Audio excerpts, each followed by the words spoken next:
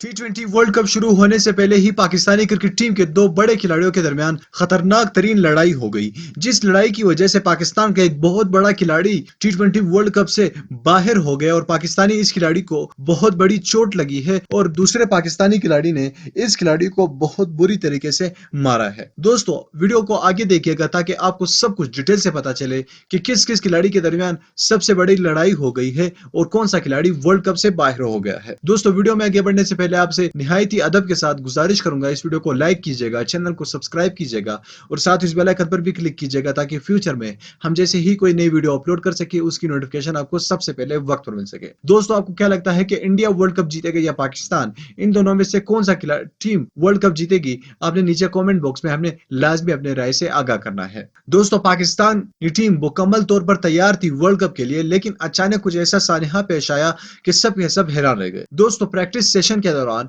हसन अली और मोहम्मद रिजवान के दरमियान शदीद लड़ाई हो गई और हसन अली ने अचानक अपने बल्ले से मोहम्मद रिजवान को सर पर मारा है। दोस्तों, मोहम्मद रिजवान इस वक्त सर की चोट की वजह से काफी ज्यादा डिस्टर्ब है और वो क्रिकेट पर खास तवज्जो नहीं दे पा रहे हैं। हालांकि हसन अली ने इतने जोर से भी नहीं मारा, लेकिन इन दोनों के दरमियान लड़ाई हो गई थी जिसकी वजह से मोहम्मद रिजवान को इंजरी हो गई है और वो अब शायद वर्ल्ड कप से बाहर हो जाए। दोस्तों, आप लोग दुआ कीजिएगा कि वो जल्द अज तक ठीक हो जाए, वरना पाकिस्तानी टीम की तो वाट लगने वाली है। दोस्तों, इस वीडियो को लाइक कीजिएगा, चैनल को सब्सक्राइब कीजिएगा और साथ ही इस बेल आइकन पर भी क्लिक कीजिएगा ताकि फ्यूचर में हम जैसे ही कोई नई वीडियो अपलोड कर सके उसकी नोटिफिकेशन आपको वक्त पर मिल सके।